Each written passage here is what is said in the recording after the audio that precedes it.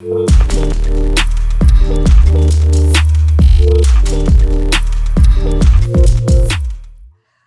guest today is Mo Fox. Welcome to Manage Self, Lead Others. I've known Mo Fox for many years as a colleague in, well, it was called National Speakers Association of Australia, now Professional Speakers Australia. And she presented at our convention, as well as actually creating this transformative artwork that she painted, a very large piece over the course of the convention. And subsequent to that, she's published a book called Wicked Wisdom, Creative Approaches to Problems That Drive Us Crazy. I've known her when she was traveling all around Southeast Asia, delivering workshops on design thinking, mainly in Singapore or all over, was it? It was all over. There was a lot of Japan, Singapore, Korea, and then nicking off to Europe and South America as well. It was great fun. Well, I would say that Mo Fox is probably Australia's expert in design, creativity, and wicked problems. And Mo, today I thought we might talk about or start talking about wicked problems, because haven't we got such a wicked problem in 2020? COVID, such a wicked problem. But what makes it wicked, and why not just a complex one? Oh, well, yeah, COVID is absolutely, I mean, COVID is a poster child for wicked. So, by the way, was the US elections, the whole thing. So if you want to really understand where we're at, then they're perfect examples. So I make the distinction between simple, complex, and wicked problems. And simple are really straightforward. Complex are kind of mechanical or technical in nature. So, you can map out a system, figure out what links to what the root causes are, and then you can solve them. Wicked problems are completely different. Wicked problems you cannot provably solve. There are lots of possible solutions. And so if you think of COVID, there's lots of ambiguity. We got loads of information. We don't know what to listen to, though. We've got huge gaps in our information. It's chaotic, so it's changing all the time. Think of how fast all the rules or our understanding have changed, how our lifestyle has changed, how the way we work has changed. Loads of people involved. Everybody's got a different opinion. I'm sure you've never dealt with any of that, Nina, in your life. any key stakeholders, everybody battling. Everything's entwined. It's interdependent, and it's personal because it's not objective. We tend to assume problems are objective and that we all see them the same way. But, you just have to have a conversation with anybody about COVID or the US elections to figure out that everybody's got their own take on it. And from conspiracy theories to science to you name it, everybody has an opinion. And everybody has a different emotional response as well. Yeah. I've been seeing people post on Facebook about, I haven't really felt like doing anything, and this is the first creative piece I've done in months, and I just feel like crawling up in a hole. And like me and a lot of other colleagues, it's like, wow, this is the time that we needed to get out of our businesses and into innovation and creativity. And isn't this incredibly potent and creative time? So you're getting the whole gamut. And of course, there is misinformation around what causes it, what you can do to avoid it, how to respond to it. And managers leading teams, they must be tearing their hair out because they're dealing with all the human emotions, as well as the issues. And this is what makes it really challenging at the moment. And that spectrum that you just described.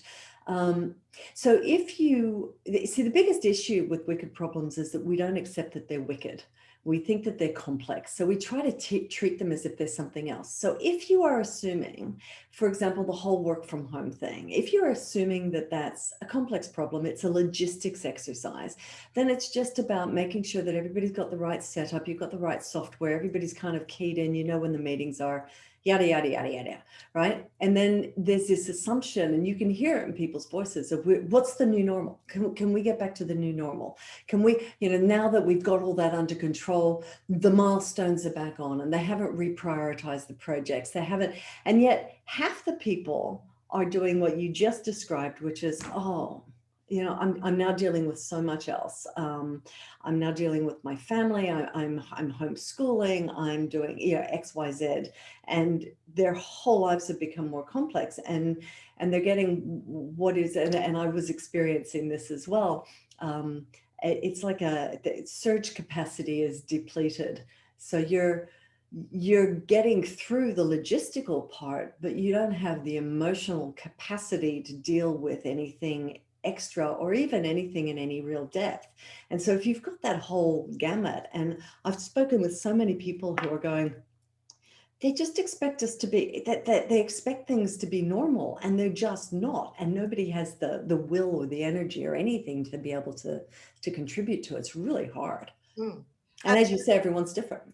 And of course, it's all about how you frame the problem, because you see, until I came across your book, I wasn't even aware that there was such a thing as a wicked problem. What is the characteristic of a wicked problem that identifies it as wicked as opposed to complex? And these are the smaller issues that come up maybe. Yeah.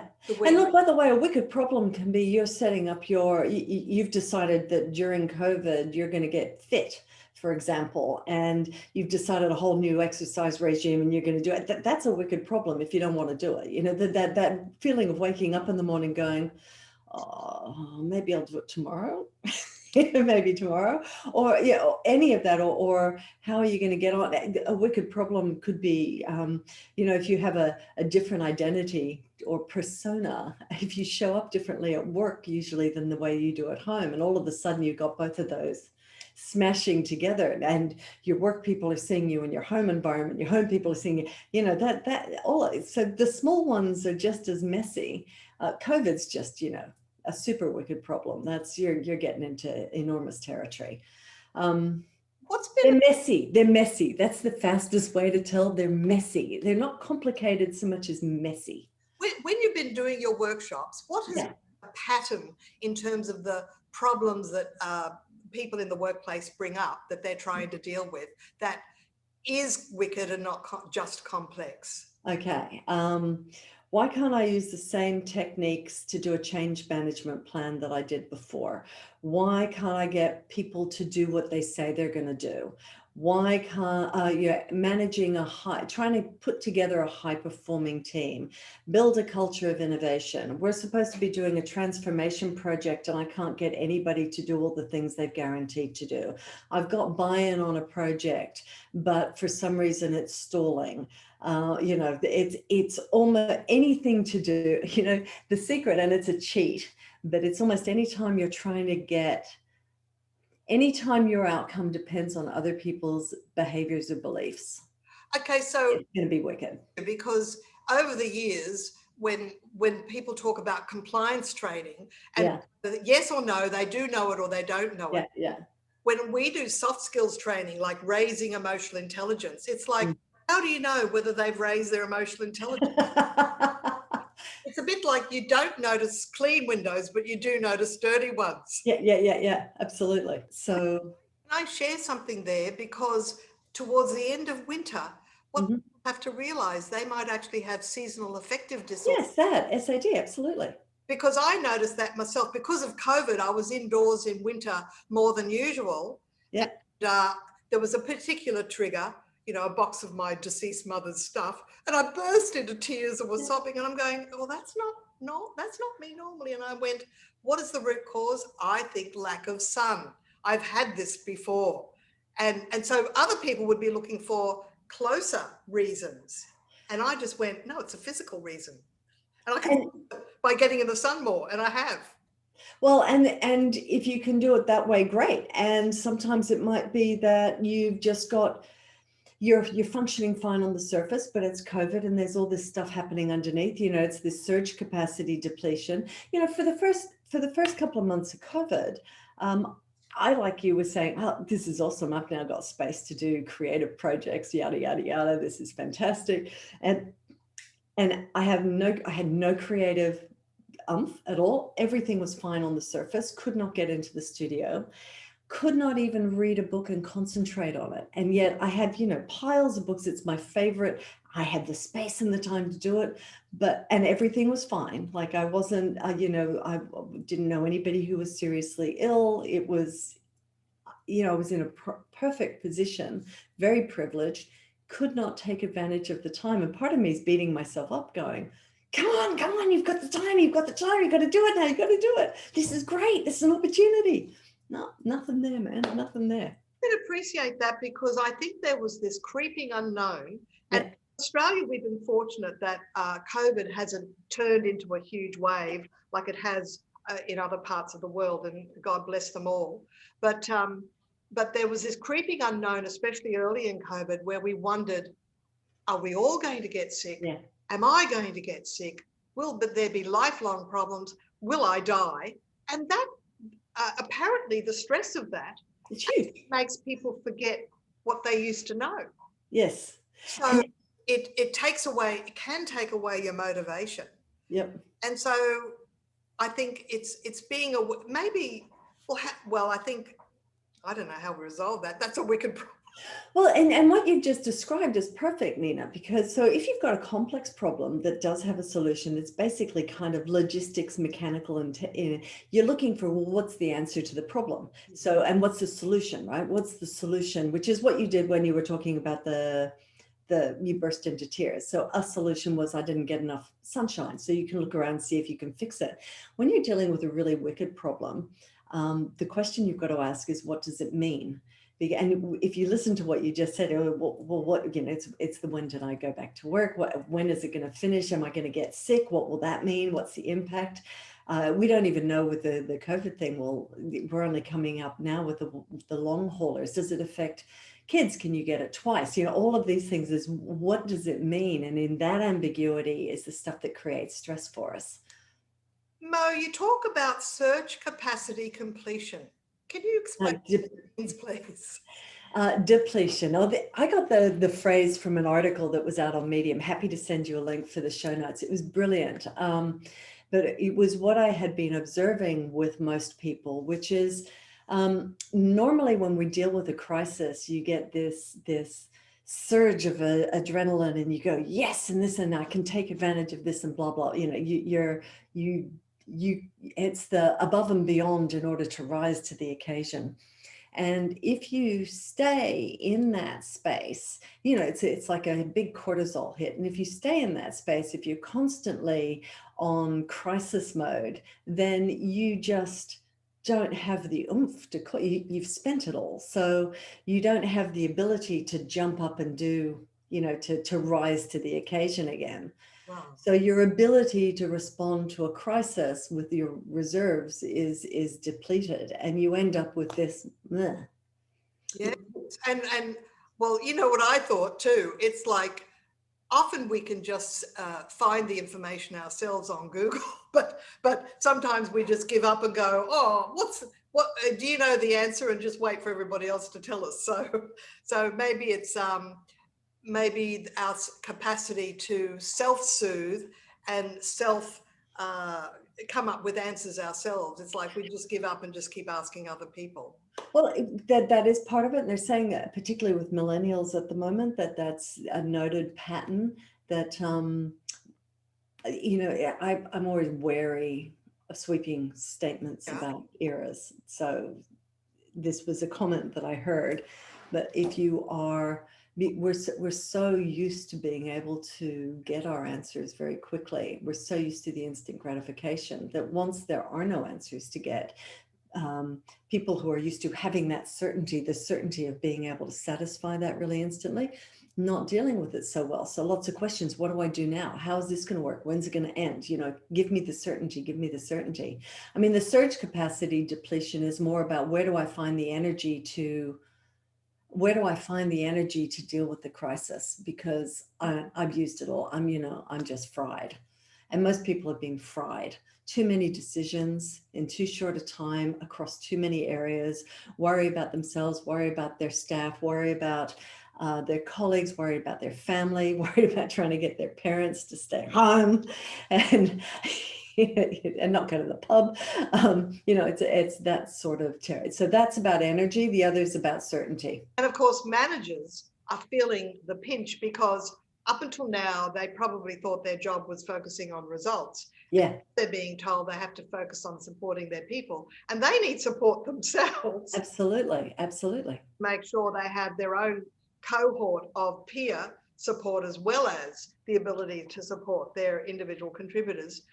Look, I want to ask this question around some business thinking suggests to focus on fixing constraints. I'm Mhm, thinking of Eli Goldratt and his book, The mhm. Goal, which is theory of constraints, that the way you improve things is like the 80-20 rule. If you fix Yep. 20% of things that are a problem, the 80% of everything will fall into place. But design thinking suggests focusing on your strengths instead. So can you talk to that, please, Mo? Well, the Pareto principle.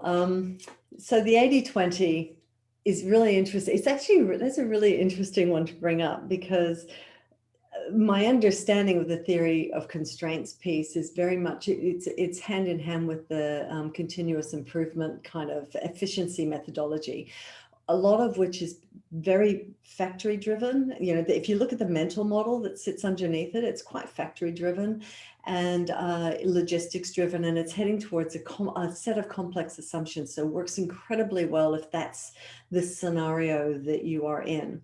The way that we would flip it is probably still 80-20, but we're focusing when you're in a really fluid state. So if you're in if your mental model is one of manufacturing or factory and efficiency and productivity, the assumption is that the environment is stable when you make the changes that you make. So you've got constant improvement, every improvement stays and you build on it.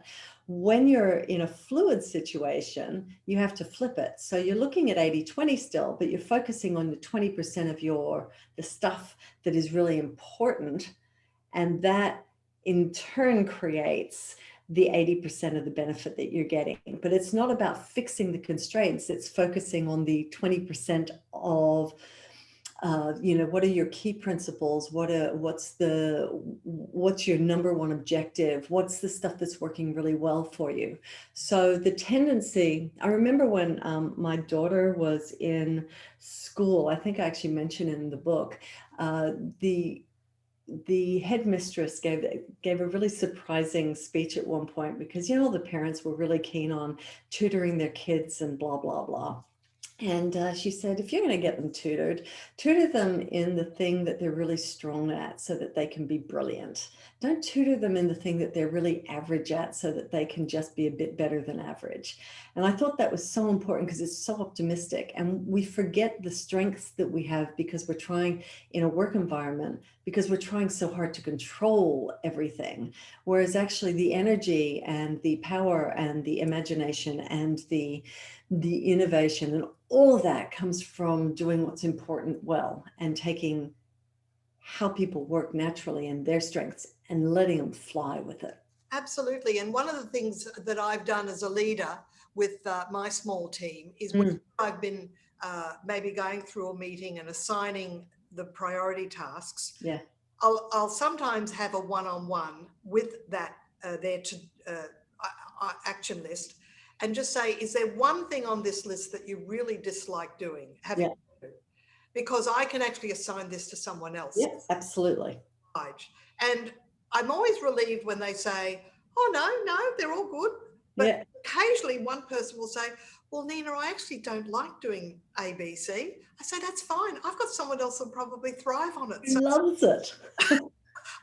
I just have to ask the question, Yeah. a manager, and you just have to be honest and tell me and not know that I'm going to think that, you're shirking your duties. Yeah. We can't love everything that we do, especially if they're assigned. So No. And then if you add to that, then what's the thing that would really get your rocks off?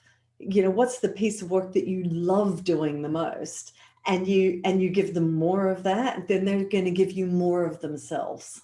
yes, absolutely. Yeah. And I've seen that myself because I have a few different part-timers that come in and I give them different tasks and I can always flip them around. Look, just in closing, Mo, I mean, what's is there a book that managers should read? Is there an activity that they should ensure that they bring into their meetings? What's the one thing that leaders can do at work, in the workplace, that will kind of get people to shift into this design thinking mode if it's possible? Oh, only one thing, Nina, only one.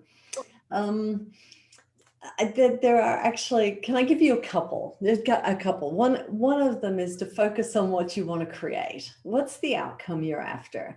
Like what's the, not focusing on the problem that you're getting rid of, because that's just, that's a drag. Focus on, well, what is it that you're trying to get to? Because there's not going to be a direct line from here to there. So if you can get everybody focused on that, that's going to inspire and also direct your action. And the other is to sit in the space longer. We have this auto response. It's like we play whack-a-mole with problems. Here's a problem, I've got to fix it. And there's it's this constant keeping it down. We assume that our job is to fix as many problems as possible, as opposed to work out what the right issues to be focused on are, and to understand them better. So sitting in the problem for longer instead of just knee-jerk reacting will get you a lot more depth. So focusing on the positive, on what you want to create, and then being willing to sit in the mess for longer so that you can really see and feel how it works. And then it's just a matter of course correction. So you don't execute, you try something and see if it works. And if it does, awesome, do more. And if it doesn't, awesome, do something else. That whole take some risks all over. In Cotter's eight steps of change, and he wrote this book called Our Iceberg is Melting. Yes. He created this character called the no-no, or no-no. And he said the no-no is the person that says, can you guarantee 100% that this new action is going to work? Yeah. That stifles innovation. That's totally correction. You've just got to take a step and know that it's either right or wrong, and if it's wrong, just backtrack and try something else. So, or that it right or wrong doesn't matter. It's either useful or not useful, and something that's useful in one context isn't going to be useful in another, and something that worked brilliantly in one context won't work in another. So it's like, is it working? Isn't it? Is it adding value? Isn't it? And it's not so judgmental, because right and wrong sounds like a failure thing, and people get really nervous about that. It's the thing I love about Australia is we have a kind of a suck it and see mentality. I'll give it a bash, give it a go, give it a shot. So it's kind of more of that. Let's see, what can happen? It'll either work, it won't work. Cool. And on your video channel, you talk about a 3-step model that begins with look.